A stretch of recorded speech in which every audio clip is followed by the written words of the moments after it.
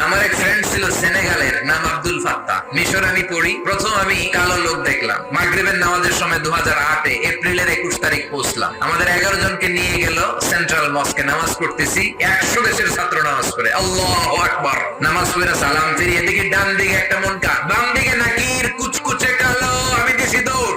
আমাকে যারা রিসিভ করেছে বলল, ভাই মিজান দৌড়াও কে? আমি কই এরা কারা? কই এরাই তোমার বন্ধু। সর্বনাশ, 5 বছর আগে থাকবো। থাকতে হবে তোমাকে, গোটা বিশ্বের ইসলাম সম্পর্কে জানতে হবে, গবেষণা করতে হবে, ঠিক না?